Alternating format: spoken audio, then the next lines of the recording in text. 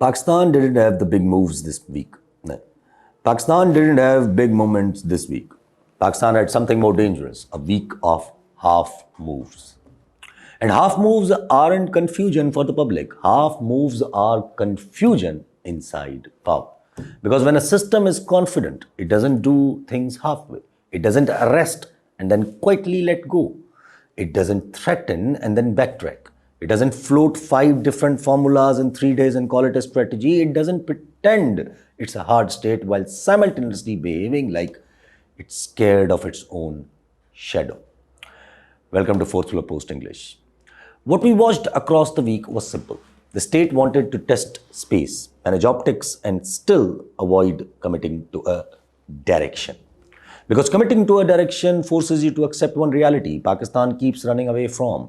You can't run a country on a personal grudges when the external environment is tightening. Take the Karachi episode, for example. People tried to reduce it into a party gossip. People's Party got scared, People's Party got pressured, People's Party played double. But Karachi wasn't a People's Party story. Karachi was a system story. If a provincial government genuinely decides to crush, you don't see a messy theatrical crackdown. You see a clean, ruthless execution. You see consistency. You see no officer arriving to undo the arrest someone else just made. You see no apology tours. Take Nasir Shah, for example. You see the full display. What happened in Karachi looked like a multiple hands at one steering wheel. And each hand was pulling in a different direction. That's not party weakness. That's institutional dissonance. And the consequences was brutal. For one narrative, the Khan is finished. This line took a very big hit. This is the part the system miscalculates again and again. It thinks political is a switch. Turn it off long enough and the public forgets the taste of representation. But politics isn't a switch. Politics is a pressure. You bottle it, it doesn't vanish, it finds a cracks. Even when the event didn't happen the way it was supposed to happen, the crowd still gathered enough to send a message outside Quaid-e-Azam's mausoleum. The pulse is alive and that matters because for months the structure has invested in one product. That PTI is done, Khan is done. When that product starts looking fake, every stakeholders start recalculating. Pakistan Muslim League News, Pakistan People's Party, the elite class, and more importantly, or the most importantly, the competing factions inside the power itself. Inside the establishment itself. Now notice what followed. Suddenly the story being pushed was, no, this happened because PMLN complained to the big brothers. As if complaints are magic spells right now. See, be serious. If something changes after the complaints, it often means the direction was already green lit. And the complaint is just being used as a cover, either to soothe an ally or to give someone a face-saving story. And that's why the bigger question isn't who complained. The bigger question is what was being tested. And the answer looks like this. The space was tested. The pulse was measured. And the internal fault lines were exposed. Because the system is trying to figure out how much pressure it can apply before it triggers blowback it cannot control. This is where the bully logic matters. And not as a moral speech, but as a power math. A bully stays a bully until it either learns cost or a bigger bully shows up. In a functioning state, law is the biggest bully. In a broken state, law becomes selective and then finally bully becomes the only thing left is society. That's why dates like February 8 aren't just a protest call. They are a pressure instrument. And they are a reminder that if you keep politics sealed, the pressure won't remain domestic. It will attract external attention, external leverages, and external opportunists. And yes, Pakistan's establishment doesn't fear crowds the way TV anchors dramatize it. It fears what crowds do to the ecosystem. They strengthened opposition morale, they widen cracks inside the elite consensus, and they create conditions where international players can start calculating Pakistan as a variable rather than a managed file. Now add the second layer this week exposed, the media. This is the part I find most insulting because you can forgive a politician for spinning. That's literally their job, but you can't forgive the intellectuals for selling nonsense as a principle. Take Nadeem Paracha, for example. Watch his new podcast.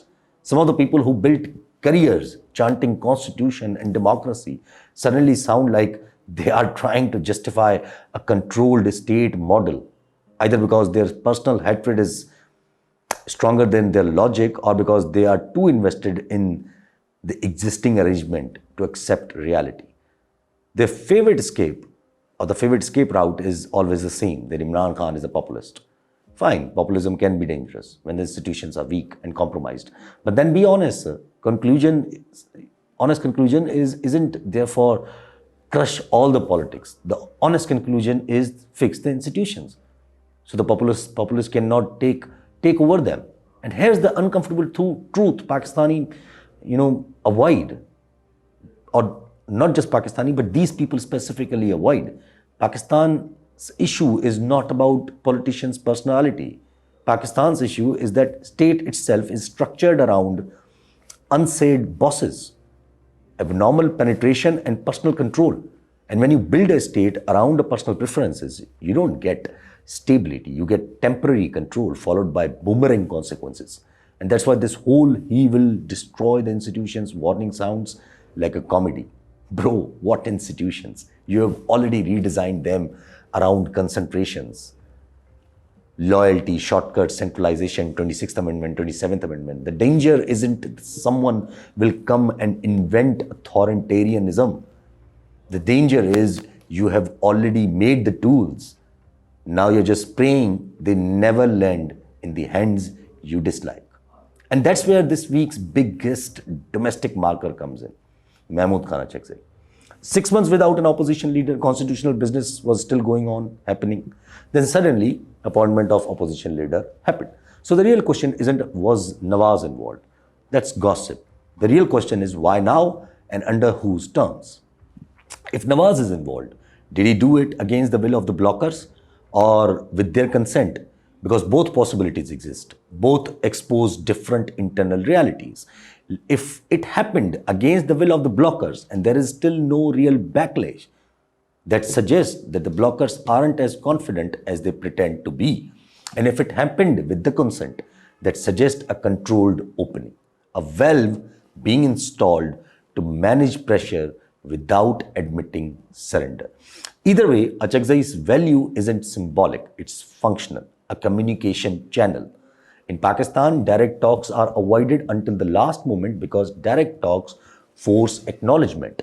Indirect talks let everyone pretend they didn't bend. And that's why you get intermediaries, Achakzai, side trips, whispers, committee talk, charter talk, national government balloons, everything except the obvious. And then the government has the audacity to call it a good gesture, like it did a charity by appointing an opposition leader. That's not governance, that's monarchy cosplay. Even the mic threat logic by the Speaker of the National Assembly. Opposition will get the mic or get the space as long as they don't speak against institutions. This isn't just arrogance, it's insecurity, because a confident system doesn't need conditions. It allows a speech and defeats it with the performance. Now, here's the part you wanted fully alive, the international environment and the international player. I am not treating it as a separate chapter because it's the whole reason this internal paralysis is becoming costly now. This Iran track, as it stands by this end of this week narrative that there is no world war tomorrow, it's been shifted. The immediate flare has been eased. The loudest escalation moment seems delayed now. But the conclusion isn't problem solved. The conclusion is the timeline shifted, the pressure moved into other lens, sanctions, covert pressure, regional bargaining. This will all stand on Iran, and then the next theater will follow after a while. And the next theater right now, by the week's logic, is Gaza and the border Middle East corridor, because Israel's rolling objectives don't pause just because one file gets complicated. When Iran heats up, Pakistan gets squeezed because Pakistan is a fault line state. Balochistan is restless, KPK is fragile, and the Afghan border is volatile, and the economy cannot absorb shock. So even a pause in Iran isn't relief, it's a warning shot. You were seconds away from a storm you can't handle. So we hope we learn from it. Now look at the global triangle I keep circling. America, China, Israel, plus the Gulf and the Russia as modifiers. America is behaving erratically because its internal politics is erratic right now. When American leadership gets obsessed with the short-term wins and personal survival, it pushes foreign policy into theatrical and risky moves. And that's how you get a sudden escalations, sudden reversals, sudden plans, sudden boards, and sudden phases. Not because it's coherent strategy, because it's often a leadership trying to manufacture momentum. China, on the other hand, doesn't need a drama. China needs corridors, leverages, stability, where it projects sit, and predictable outcomes. Iran matters to China not because of China loves Iran emotionally, but because a hostile, chaos-ridden Iran damages China's regional calculus. And the Israel's file is constant. It doesn't think in weeks, it thinks in objectives. It will sabotage arrangement it doesn't like, pressure its partners, like America. For instance, there are talks about Russia mediating between Iran and Israel. Wow. See, and then Israel keep finding the new necessities, such as UAE and Saudi fiasco, which is again gaining tension. So Pakistan's nightmare is simple. If the region moves into new escalation cycle, whether via Gaza expansion, new triggers, or renewed Iran pressure, or even the world order may change. Look at the Canada, closing ties with China. That's so surprising, so surprising. Even France and Germany are looking for the talks with Russia directly. See, I know these things won't directly affect Pakistan, but Pakistan can't sit in the middle with the broken internal political system and pretend neutrality is its policy. Because Pakistan is in Switzerland, Pakistan has too many internal fault lines. And then you add Afghanistan and India into the map. Afghanistan is a strategic platform whether you like it or not. If Pakistan mismanages its western side while trying to play a short-term games, it increases the chances that other players treat Afghanistan as more useful route for pressure, logistics, and influence. Meanwhile, India will always try to align with whichever the global current benefits, especially when it senses Pakistan can be cornered by this. Because Modi is all about Pakistan. Modi has no foreign policy. This is why weak score argument lends. Pakistan's external vulnerability isn't only about the enemies. It's about being optional. A weak Pakistan becomes optional. A divided Pakistan becomes a tool. A bankrupt Pakistan becomes a bargaining chip. Now layer in the transactional optics we are highlighting, these strategic meeting arrangement with world financial liberty like royal ceremonies. If you are doing digital finance deals, do a digital finance deal, sir, quietly, professionally, with risk control, without making it look like you are buying proximity to a family brand. Because when you mix state policy with the flashy transactional optics, you invite the exact kind of future weaponization you fear. Allegations, pressure tools, financial scrutiny, sanction threats, FATF whispers, whatever suits the next political season. And here's the brutal part. When you stay silent on your neighborhood's destabilization while loudly advertising deals, you look less like a sovereign state and more like a client trying to impress a sponsor. So yes, international fire is real, but it's not a movie. It's a leverage. It's a pressure. It's a timeline. It's the external environment tightening around the states that cannot absorb shocks. And all that brings us to the only question that matters. Why are we still stuck internally? Because of one person's, what do I call it? I don't know.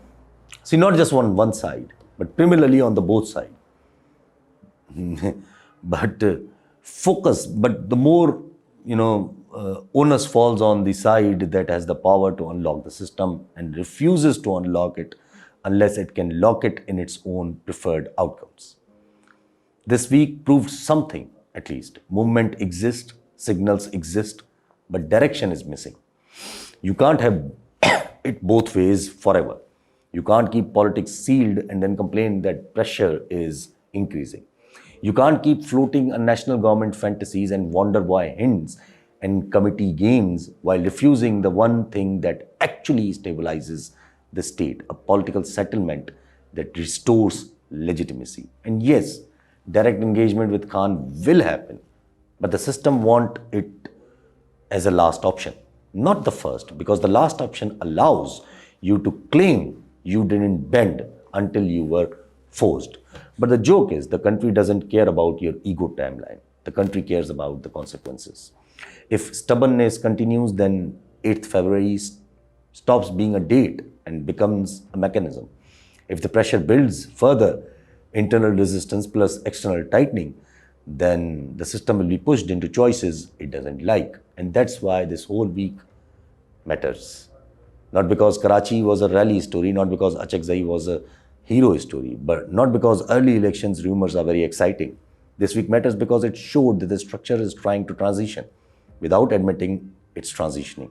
And the transitions done through half measures are how the control slips. So either the system accepts political reality on time, or it will accept it later, under harsher conditions, with less dignity and with more international leverage sitting on its neck. That's the real power dynamic.